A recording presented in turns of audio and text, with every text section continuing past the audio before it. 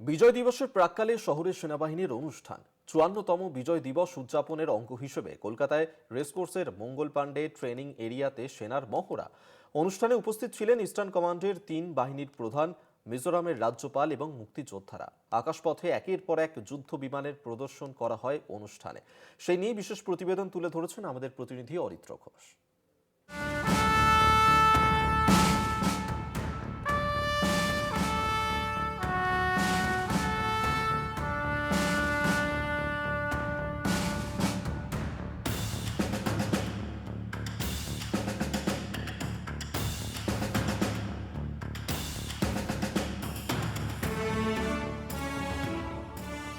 চুয়ান্নতম বিজয় দিবসের প্রাক্কালে military tattoo eastern command headquarter কলকাতার তরফ থেকে আয়োজন করা হয়, যেখানে ভারতীয় সেনাবাহিনীর ৩ বাহিনীর যারা ইস্টার্ন কমান্ডের দায়িত্বে রয়েছেন তারা যেমন একদিকে উপস্থিত থাকেন, একই সাথে বাংলাদেশের যারা মুক্তিযোদ্ধা সেই মুক্তিযোদ্ধারাও এসে উপস্থিত হয়েছেন। ৮ জন মুক্তিযোদ্ধা এবং অগণিত মানুষের সামনে ভারতীয় সেনাবাহিনীর শৌর্য, পরাক্রম এবং তাদের যে দক্ষতা, সেই দক্ষতার নিদর্শন রাখা হয় এই ব্রিগেড প্যারেড গ্রাউন্ডের ঠিক কিছুটা দূরে রেসকোর্সের ময়দানে।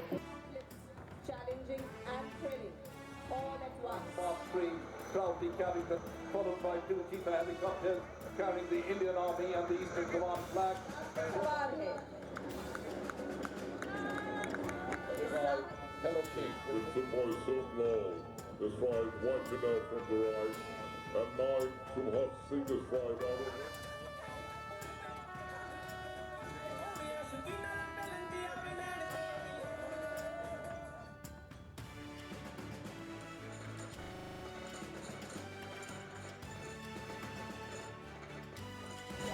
Co-piloted by Havildar Stefan Abiyan, displaying the national flag.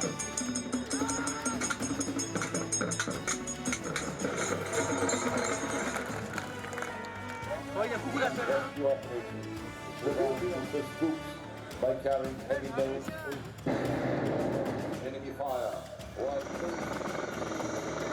and dive on the target. And the block for a reason of बच्चे के सहारे खुद के लिए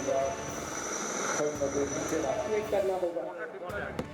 decided Gadikat and Major Ambedkar safely become vulnerable and unsuitable. Even a second delay can change the outcome. Quality zone.